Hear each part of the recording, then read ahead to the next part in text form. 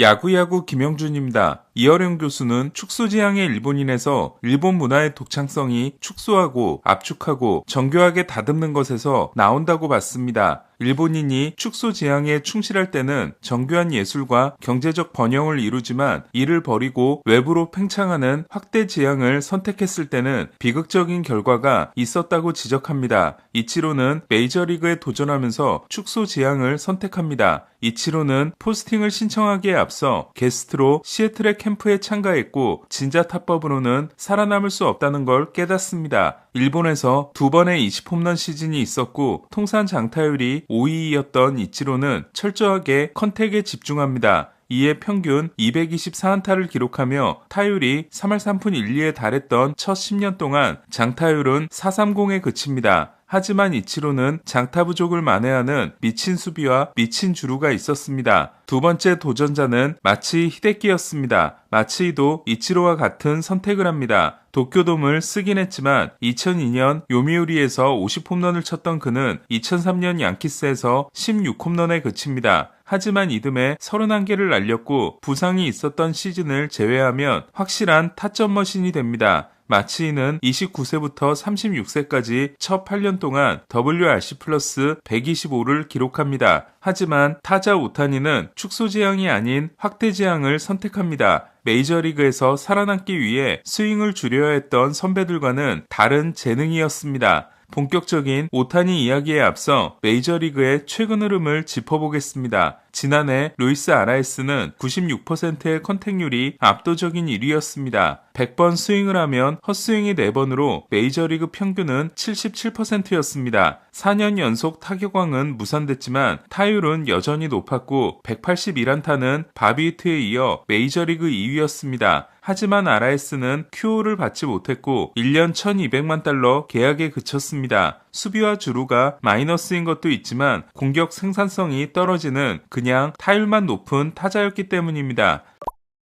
출루율과 장타율을 더하면 되는 OPS는 요술지팡입니다. 이후 개발된 더 정밀한 지표들이 있지만 단순한 계산이 가능한 지표 중 실제 득점 생산력과 대단히 높은 연관성을 보여줍니다. 빌리빈 단장의 오클랜드를 통해 머니볼 야구, OPS 야구가 대세가 된 이후 약한 컨택보다는 헛스윙이 낫다는 게 메이저리그의 믿음입니다. 투 스트라이크에 몰리기 전까지는 헛스윙을 하면 다음 기회가 있지만 약한 컨택에 타구를 만들면 운이 좋아야 단타가 됩니다. 지난해 145명의 규정타석 타자 중 컨택률이 낮은 순서로 1위가 저지, 4위가 오타니, 6위가 슈아버였던 것은 헛스윙과 삼진이 많더라도 강한 타구를 많이 만들 수 있고 투수에게 공포감을 심어줘 볼넷을 많이 얻어내는 것이 단타 머신이 되는 것보다 훨씬 가치 있다는 걸 알려줍니다. 물론 아라에스가 위트의 스피드를 가지고 있었다면 평가는 달랐을 것이고 성구안이 동반되지 않은 장타 오리는 공갈포로 가는 지름길이 될 수 있습니다. 지난해 장타는 9위였지만 컨택이 1위였던 토론토의 돌풍은 장타와 컨택 사이의 균형이 중요하다는 걸 증명해준 사건이었습니다. 이제 오타니 이야기를 본격적으로 해보겠습니다. 오타니는 데뷔 첫 시즌의 캠프에서 투타 모두 극심한 부진을 겪습니다. 투수로 2.2이닝 9피안타 9실점에 그친 건 애리조나의 건조한 날씨와 공인구 적응 문제였다고 해도 타자로 11경기 24타수 2단타 13진은 심각해 보였습니다. 미국에서는 고등학생 수준이라며 혹평이 쏟아집니다. 하지만 오타니는 마지막 2경기에서 달라진 모습을 보이더니 정규 시즌 두 번째 경기부터 3경기 연속 홈런을 때려냅니다. 특히 두 번째 홈런의 상대는 전년도 사이영 수상자 클루버였습니다. 오타니가 갑자기 달라진 건 잘 알려진 대로 레그킥을 토탭으로 바꾼 것이었습니다. 이치로는 일본 투수들이 하나, 둘, 셋 하고 던진다면 메이저리그 투수들은 하나, 둘, 셋 하고 던지기 때문에 시간이 부족하다고 했습니다. 푸울스는 오타니에게 레그킥을 하지 말라고 조언한 게 자기라고 했지만 에릭 힌스키 코치라는 말도 있습니다. 오타니가 미쳤던 부분은 고교 시절부터 일본을 떠날 때까지 한 번도 해본 적이 없던 토탭에 바로 다음날 적응했다는 겁니다. 하지만 오타니에게는 다른 중요한 변화도 있었습니다. 지금 보시는 사진은 오타니의 시범 경기 초반 모습으로 왼 팔꿈치가 오른 팔꿈치와 거의 수평을 이루고 있습니다. 반면 지금 보시는 사진은 토탭으로 바꾸고 나서로 왼 팔꿈치가 높게 들려져 있음을 알 수 있습니다. 다시 전체 사진으로 돌아가서 레그킥을 했을 때는 왼 팔꿈치의 높이가 높지 않았지만 토탭으로 바꾸고 나서는 왼 팔꿈치가 높게 들려져 있음을 알 수 있습니다. 토탭은 레그킥보다 파워가 줄어들 수 있는데 오타니는 왼 팔꿈치를 올리는 것으로 파워를 보충했습니다. 플라잉 엘보라 불리는 이러한 동작은 과거에는 금기시됐습니다. 팔꿈치가 너무 들리면 배트가 몸에서 멀어져 스윙이 터져나온다는 지적이었습니다. 골프에서는 슬라이스의 원인으로 지목되는 동작이었습니다. 하지만 최근 메이저리그에서는 플라잉 엘보를 사용하는 선수가 많습니다. 팔꿈치를 높게 들면 상체 각도가 자연스럽게 기울어지면서 공을 밑에서 위로 퍼올리는 어퍼컷 스윙이 가능해지기 때문입니다. 전에는 정확성을 위해 수평 회전을 강조했다면 지금은 좋은 발사 각도를 위해 수직 회전을 강조합니다. 좌타자가 왼쪽 팔꿈치를 올리면 오른쪽의 어깨와 허리는 가까워지고 왼쪽의 어깨와 허리는 멀어지면서 마치 활시위를 당긴 것처럼 장전하는 자세가 만들어집니다. 오타니는 일본에서도 강한 타구를 날리기로 유명했지만 이런 메카닉의 변화를 통해 발사 각도까지 잡아냈습니다. 지난 3년간 평균 타구 속도 순위는 1위가 96.3마일인 저지, 2위가 95.4마일인 오닐 크루스, 3위가 95.1마일인 오타니였습니다. 플라잉 엘보의 장점은 몸쪽으로 꽉 차게 들어오는 공도 장타로 만들 수 있다는 겁니다. 오타니는 몸쪽 코스를 친 15개 홈런이 저지와 함께 가장 많았습니다.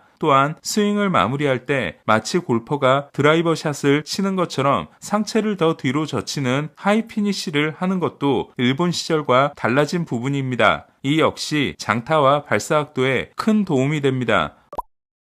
오타니가 더 놀라운 건 메이저리그에서 확대 지향을 했음에도 지난 3시즌의 타율이 같은 기간 메이저리그 6위에 해당되는 2할 9푼 8리라는 겁니다. 오타니는 삼진이 많은 편이지만 볼넷을 많이 얻어내 같은 기간 출루율이 저지와 소토에 이어 3위였고 장타율은 저지에 이어 2위였습니다. 2020년까지 OPS가 843으로 폭격하는 수준은 아니었던 오타니가 2021년 이후 990을 기록하며 특히 장타가 크게 늘어난 비결에는 3번의 수술과 그로 인한 근육량의 증가도 결정적입니다. 2018년 10월에 토미존을 받은 오타니는 2019년 시즌 도중 왼 무릎의 슬개골이 선천적으로 갈라져 있는 이분 슬개골임을 알게 돼 수술을 합니다. 그리고 2023년 9월에는 두 번째 토미존을 받습니다. 수술 후 돌아올 때마다 오타니는 벌크업을 하고 등장합니다. 특히 2020년 겨울에 일어난 변화는 몸이 2배가 됐을 정도였습니다. 오타니는 리프팅 벨트 없이 데드리프트로 225kg 이상을 들어올리는 걸로 알려졌는데 메이저리그 스카우트들이 타자들의 덩치를 보는 이유는 근육량과 스윙 스피드가 대체로 비례하기 때문입니다. 테드 윌리엄스는 타격의 과학에서 자신은 우투 좌타이기 때문에 좌투 좌타인 선수보다 불리하다고 한 바 있습니다. 홈런을 치려면 방망이를 쥐는 윗손인 탑핸드의 근력이 중요한데 우투 좌타는 왼팔이 탑핸드이기 때문에 원래 왼손잡이인 선수보다 근력이 떨어진다는 것이었습니다. 윌리엄스의 주장은 역시 우투 좌타인 오타니에게도 해당될 수 있습니다. 하지만 오타니는 2번의 팔꿈치 수술을 하면서 오른팔을 제대로 쓰지 못하는 동안 왼팔의 근력을 기를 기회가 많았을 걸로 생각됩니다. 어렸을 때 오른팔에 깁스를 하는 동안 왼손으로 공을 던지기 시작했고 아예 왼손잡이가 되어버린 빌리 와그너가 유명한 사례입니다. 이번 영상을 만들면서 다시 한번 느끼는 건 오타니는 아시아 선수라는 범주에 넣을 수 없는 존재라는 겁니다.